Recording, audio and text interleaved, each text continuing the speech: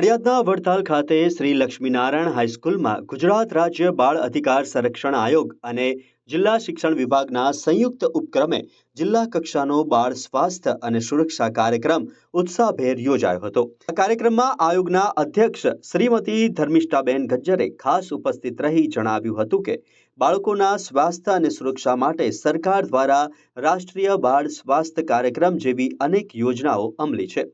જો કે તેમણે ભાર મૂક્યો હતો કે આ કાર્ય માત્ર સરકારની જવાબદારી નથી, પરંતુ તેમાં સમાજની સક્રિય ભાગીદારી પણ એટલી જ જરૂરી છે। વિકસિત ભારત 2047ના સ્વપ્નને સાકાર કરવાના ભાગરૂપે આ કાર્યક્રમમાં બાળ લગ્ન મુક્ત ભારત અભિયાન વિશે વિસ્તૃત સમજ આપવામાં આવી હતી। આ પ્રસંગે જિલ્લા બાળ સુરક્ષા અધિકારી દ્વારા બાળકોને બાળ લગ્ન નાબૂદી માટેના શપથ લેવડાવવામાં આવ્યા હતા। આયોગના સભ્યો અને જિલ્લાના ઉચ્ચ અધિકારીઓએ બાળકોના પોષણ, રસીકરણ અને તેમના સર્વાંગી વિકાસ માટે યોગ્ય વાતાવરણ પૂરું પાડવા પર માર્ગદર્શન આપ્યું હતું। આ કાર્યક્રમમાં શિક્ષણ વિભાગના અધિકારીઓ, વડતાલના સરપંચ, શાળાના શિક્ષકો અને મોટી સંખ્યામાં વિદ્યાર્થીઓ ઉપસ્થિત રહ્યા હતા, જેનો મુખ્ય હેતુ બાળકોને સુરક્ષિત અને સ્વસ્થ ભવિષ્ય આપવાનો હતો।